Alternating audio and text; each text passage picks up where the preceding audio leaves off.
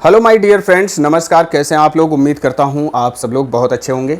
दोस्तों, आज हम बात कर रहे हैं कि किसी मुद्दे को लेकर आपने काफ़ी लंबे समय तक इंतज़ार किया है, यानी कि इनकम टैक्स रिटर्न फाइलिंग के लिए जो फॉर्म्स गवर्नमेंट जारी करती है उसके लिए काफ़ी समय तक आपने इंतज़ार किया। आपकी गवर्नमेंट ने थोड़ा सा डिले फॉर्म जारी किया। अभी एंड मई 31 मई 25 तक लगभग गवर्नमेंट ने इनकम टैक्स रिटर्न फाइलिंग के फॉर्म ऑनलाइन फाइलिंग के जारी कर दिए हैं। अब आप अपनी इनकम टैक्स रिटर्न फाइल कर सकते हैं।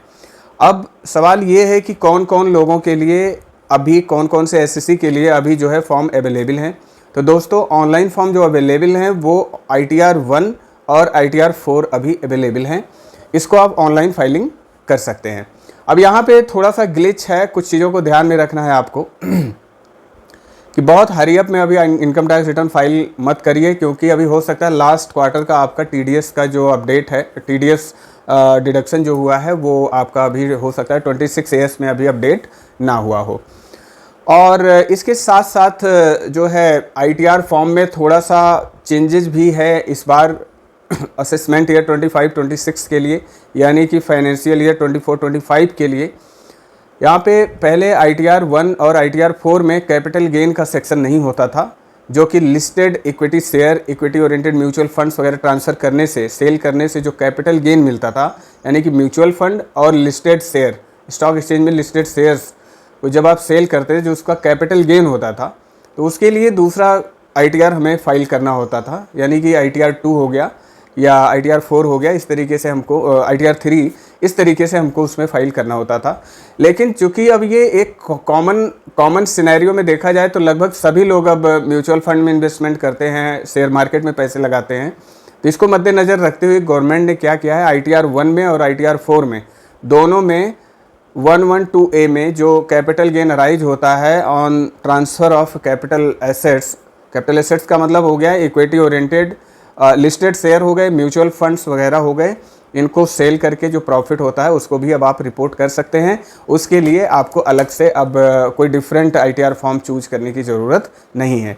तो ITR 1 बेसिकली उसी के लिए है जिनकी सैलरी हो, पेंशन हो, इंटरेस्ट से इनकम हो, ठीक है। और उसके साथ साथ अगर उनके पास कैपिटल गेन है शेयर्स वगैरह ट्रांसफ़र करके या म्यूचुअल फंड ट्रांसफ़र करके, तो वो ITR 1 फाइल कर सकते हैं। ITR 4 के लिए अगर हम बात करें तो ITR 4 भी उन एसएससीज के लिए एप्लीकेबल है जो टैक्स ऑडिट के क्राइटेरिया को मीट नहीं करते हैं, यानी कि 1 करोड़ की टर्नओवर वो क्रॉस नहीं करते हैं, या 1 करोड़ की टर्नओवर क्रॉस भी करते हैं लेकिन जो है उनका जो टैक्स ऑडिट का प्रेस्क्राइब्ड कंडीशन है 5% कैश रिसिप्ट और 5% कैश पेमेंट की, वो उसे मीट नहीं करते, तो 3 करोड़ तक वो ITR 4 में अपना प्रिजम्पटिव टैक्सेशन स्कीम 44DA में AD में वो इसे फाइल कर सकते हैं। तो दोस्तों, ITR 4 में भी ये अपडेट दिया गया है कि बिजनेस इनकम के अलावा अगर आपके पास शेयर और सिक्योरिटी के ट्रांसफ़र से भी कोई इनकम होती है तो उसे आप वहाँ पे रिपोर्ट कर सकते हैं। तो जैसा कि बहुत समय से लोगों ने इंतज़ार किया कि ITR फॉर्म अब की नहीं आ रहे हैं, बहुत लेट हो रहा है, तो गवर्नमेंट ने अब जारी कर दिया है उस फॉर्म को। आप इनकम टैक्स रिटर्न अब फाइल कर सकते हैं, प्रोवाइडेड कि आपको कुछ चीज़ों को ध्यान में रखना है कि लास्ट क्वार्टर का जो TDS है वो अपडेट हो चुका हो। अगर लास्ट क्वार्टर का TDS अभी अपडेट नहीं हुआ है आपके फॉर्म 26 AS में, तो आपको थोड़ा सा वेट कर लेना चाहिए। हालांकि लास्ट क्वार्टर का जो TDS रिटर्न फाइलिंग की ड्यू डेट हो 31 मई तक, लोगों ने अगर फाइल कर दिया होगा तो अब तक अपडेट हो गया होगा, या हो सकता है कुछ लेजी डिडक्टर हैं जो अभी तक फाइल न किए हों या लेट फाइल किए हों, तो उनका अभी अपडेट पेंडिंग हो। तो थोड़ा सा आप वेट कर लीजिए और उसके बाद अपनी इनकम टैक्स रिटर्न फाइल करिए।